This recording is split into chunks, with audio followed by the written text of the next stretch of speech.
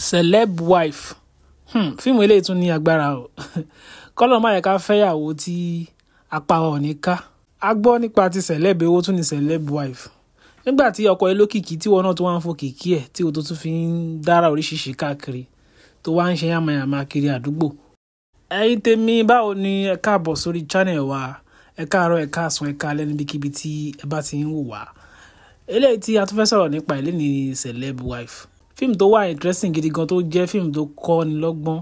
Ẹ̀kọ́ oríṣiríṣi ni a máa rí kọ́ nínú fíìmù yìí, celeb wife. Fún gbogbo àwa tí a ti wo fíìmù yìí, ta ni òṣèré tí a fẹ́ràn jù nínú fíìmù yìí? Ẹ jẹ́ ká comment sínú comment section wa. Àti kí ni ẹ̀kọ́ tí a rí kọ́ nínú fíìmù yìí? Fíìmù yìí ní apá kejì, kí ni a lérò pé ó máa ṣẹlẹ̀ ní apá kejì celeb wife? Ẹ jọ̀ọ́ ẹ jẹ́ ká comment sínú comment section.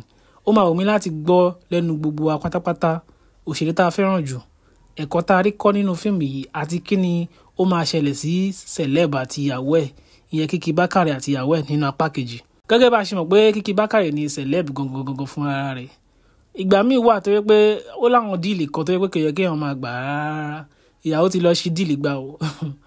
Ìyàwó ẹ̀ nífẹ̀ẹ́ owó débi pé nígbà tí ọkọ ń sùn ó tó kẹ́ product sí lọ́wọ́, ó yà á sí orí íńtánẹ́ẹ̀tì, nǹkan tó kọ́gọ́ òun mọ́ pa ẹ̀ rárá. Irú ìyàwó wo leléyìí? Ó ṣáà ń monetize ọkọ ẹ̀, ó ń fọkọ ẹ̀ gbowó káàkiri àdúgbò ni.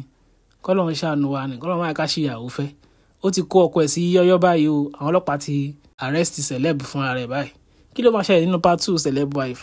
Ẹ jọ̀ọ́ ẹ jẹ́ ká comment nínú comment section wa.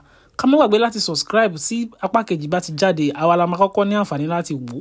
Ẹ jẹ́ ká tẹ subscribe button yẹn pẹ̀lú notification bell tó wà lẹ́gbẹ̀ẹ́. Torí pé tẹ bá tẹ notification bell yẹn ló máa jẹ́ kẹ́ wà notified tí apá kejì bá ti jáde. A rí jù báyìí lọ, a tún máa rí yín nínú next video wa.